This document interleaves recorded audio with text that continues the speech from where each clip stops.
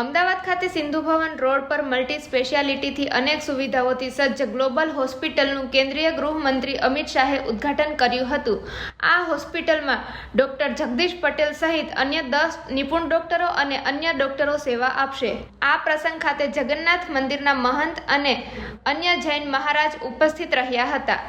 આ હોસ્પિટલમાં અત્યારે 70 બેડની સુવિધા ઉપલબ્ધ કરવામાં આવી છે, જો કે હાલમાં આગળ જતા 100 બેડની સુવિધા કરવામાં આવશે. આજે અમિતભાઈ શાહ સાહેબ દ્વારા આપણે જ્યારે ગ્લોબલ હોસ્પિટલનું ઓપનિંગ કરવામાં આવ્યું છે ત્યારે ગ્લોબલ હોસ્પિટલ એક 75 બેડની મલ્ટી સ્પેશિયાલિટી હોસ્પિટલ છે, જેની અંદર અલ્ટ્રા મોડર્ન ઓપરેશન થિયેટર્સની ફેસિલિટી છે, અલ્ટ્રા મોડર્ન ઇમરજન્સી ડિપાર્ટમેન્ટ છે, 25 બેડનું એક ICU ફેસિલિટી છે, total CT scan radiology department સાથે પેથોલોજી લેબ બી ઇન હાઉસ છે, જેથી કરીને એક અમદાવાદના દરેક પ્રજાજનને આપણે ટોટલી એટલે મલ્ટી સ્પેશિયાલિટી 360 ડિગ્રી આપણે દરેક સ્પેશિયાલિટી અહીંયા અવેલેબલ રહેશે અને બધી જ કેર આપણે અહીંયા આપી શકીએ છીએ એ રીતની છે. અને અમારો મેઇન મોટો છે ટ્રસ્ટેડ કામ કરવું, 100% એથિકલ વર્ક કરવું અને એફોર્ડેબલ કેર આપવી, એ જ અમારા મેઇન ડૉક્ટર્સનો મોટો છે અને એ જ સાહેબે અમને રિક્વેસ્ટ કરી છે. Thank you so much.